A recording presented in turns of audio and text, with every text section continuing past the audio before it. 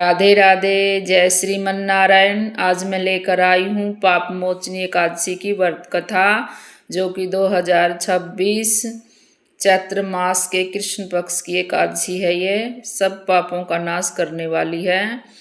और इस बार संशय है कि एकादशी दो हैं, 14 को और 15 को। 14 को 9 बजे के बाद लगेगी और 15 को 9 बजे तक की है। इसलिए जो उदय तिथि में एकादशी मानी जाती है वही एकादशी मान्य होती है। शास्त्रों के अनुसार 15 मार्च को एकादशी है, 15 को ही इसका व्रत करें। और आइए अब कथा शुरू करते हैं। दशमी के दिन स्नान करके भगवान का संकल्प करें, हाथ में जल लेकर कि मैं कल को एकादशी का व्रत करूंगी। और दशमी के दिन एक समय ही भोजन करें, शाम को भोजन ना करें। और अगले दिन सुबह नहा धोकर स्वस्थ कपड़े पहनकर ठाकुर जी की सेवा करें, तिलक लगाएं, श्रीमन्नारायण भगवान की पूजा करें, धूप दीप निवेद्य फल जो भी इच्छा है भगवान को समर्पित करें। और सारा दिन भगवान श्रीमन्नारायण का जाप करें। आओ अब कथा शुरू करते हैं। युधिष्ठिर बोले कि हे कृष्ण, चैत्र कृष्ण पक्ष की एकादशी का क्या नाम है, उसकी क्या विधि है और क्या फल है। श्री कृष्ण बोले कि हे राजेंद्र, मैं पाप चक्रवर्ती माँ दाता ने यही प्रश्न लोमस ऋषि ने किया था। मान्य दाता बोले कि हे भगवान, मैं लोगों को हितों के लिए सुनना चाहता हूँ। चैत्र के कृष्ण पक्ष की एकादशी का क्या नाम है, उसकी क्या विधि है, सो मुझसे बताइए, कृपा करके कहिए। लोमस ऋषि बोले कि चैत्र कृष्ण पक्ष की पाप मोचनी है। वह पिशाच योनि को दूर करने वाली, कामना और सिद्धि को देने वाली, पापों को दूर करने वाली, शुभ फल और धर्म को देने वाली है। इस विचित्र कथा को सुनिए। प्राचीन समय में बसंत ऋतु में कुबेर का चैत्रथ नामक का वन फूलों से सुभूषित था। वह गंधर्वों की कन्या किन्नरों के साथ विहार करती थी। इंद्रादि देवता भी वहां क्रीड़ा करते थे। चैत्रथ वन से सुंदर कोई दूसरा वन नहीं था। उस वन में मुनि लोग तपस्या करते थे। वहां मेधावी नामक के मुनि भी निवास करते थे।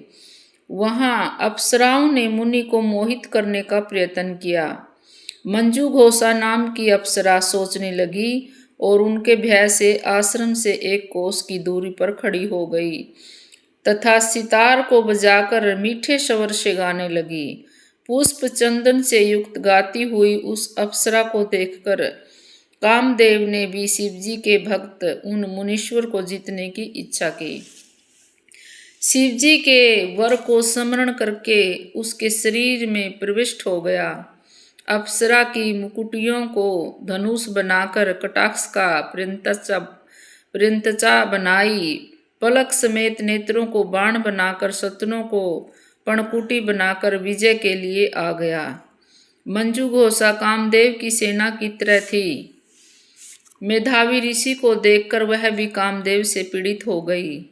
यौवन के सुंदर शरीर वाले श्वेत यज्ञोपवीत धारण किए हुए मेधावी ऋषि भी दूसरे कामदेव की तरह शोभित हो गए रहे थे। मेधावी मुनि सुंदर च्यवन ऋषि के आश्रम में रहते थे। मंजू घोषा मुनीश्वरों को देखकर दूर खड़ी हो गई। कामदेव के वश में होकर मंद स्वर से गान करने लगी। उसकी चूड़ी, करदनी और नपुरों की झनकार से वन गूंजने लगा। हाव भाव सहित गाती हुई अप्सरा को देखकर मुनीश्वर भी कामदेव की सेना के विभूषित हो गए। मंजू घोषा आकर मुनि को कामदेव की वशीभूत देखकर हाव भाव कटक से मोहित करने लगी। वीणा को नीचे रखकर मुनीश्वर को ऐसा आलिंगन हुआ करने लगी जैसे वायु से कांपी हुई बेल पेड़ से लिपट जाती है। उसके सुंदर शरीर को देखकर मुनीश्वर भी उसके साथ वन में रमण करने लगे। मेधावी मुनि शिवत्व को भूलकर कामदेव के वशीभूत हो गए। रमण करने में कामी मुनि को दिशा और दिन रात का ध्यान नहीं रहा। मुनीश्वर को भोग विलास में बहुत समय बीत गया। आचार का लोप हो गया।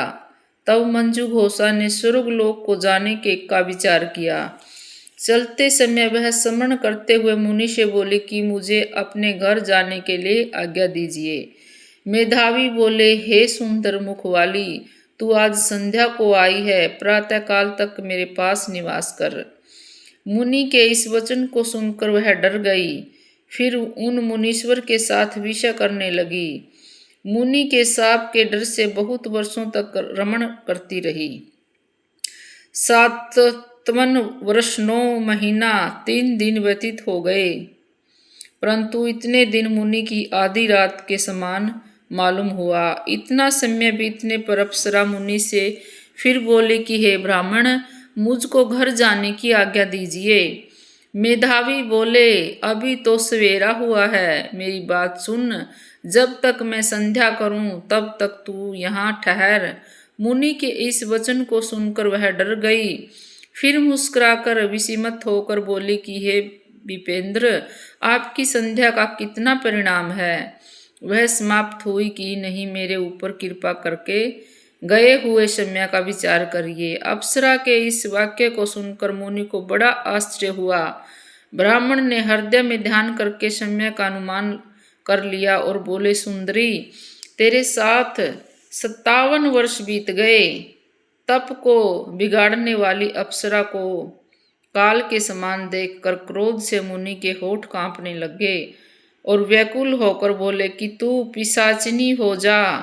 हे पापनी, तुझको धिक्कार है। मुनि के शाप से सुकुस्बद सुंदर भुकुट वाली अप्सरा नरम होकर मुनि से प्रार्थना करने लगी कि हे विपेंद्र, कृपा करके श्राप को शांत करिए। सज्जनों का वचन और संग 7 कदम चलने पर भी फल देता है। इसके साथ मुझको बहुत वर्ष बीत गए। इस कारण हे स्वामी ने मेरे ऊपर कृपा करिए। मुनि बोले कि हे बद्रे, मैं क्या करूं? तूने मेरा बड़ा भारी तप नष्ट कर दिया।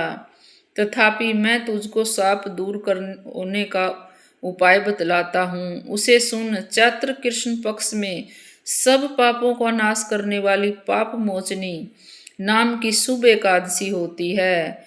हे सुब्रू, उसका व्रत करने से पिशाच योनि छूट जाती है।